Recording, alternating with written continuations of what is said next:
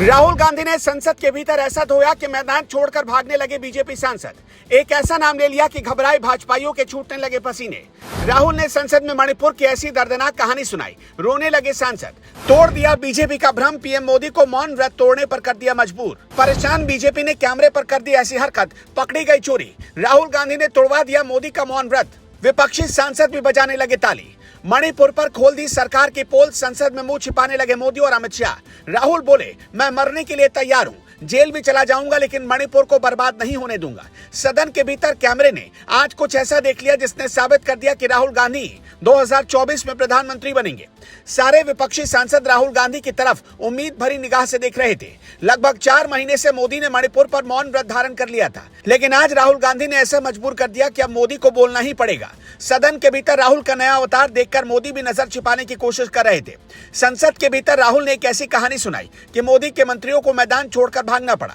हर नेता टेबल थपथपाने लगा। राहुल गांधी के घुटने में चोट लग गई थी, फिर भी वो भारत जोड़ो यात्रा में कैसे चलते रहे। पैरों से खून निकल रहा था। एक छोटी सी बच्ची ने आकर राहुल के कान में कहा, आप भारत के लिए चलते रहो, मैं आपके साथ चल रही हूं।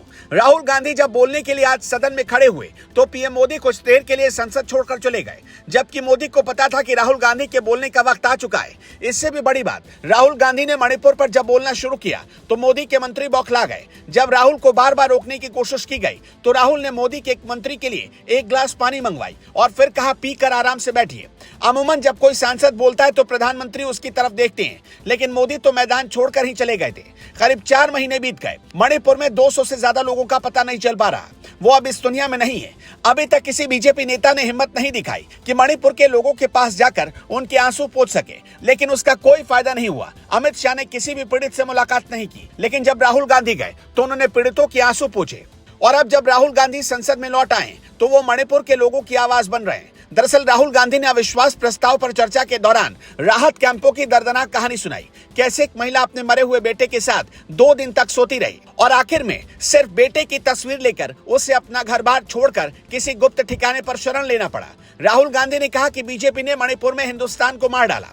जब राहुल गांधी बोलने के लिए खड़े होते, बीजेपी के सांसद और मंत्री जानबूझकर उनके भाषण में रुकावट डालने की कोशिश करते। राहुल ने कहा कि एक मेरी माँ यहाँ संसद में बैठी है और मेरी दूसरी माँ को मणिपुर में मार डाला गया। राहुल गांधी के सवालों का जवाब बीजेपी के पास नहीं था।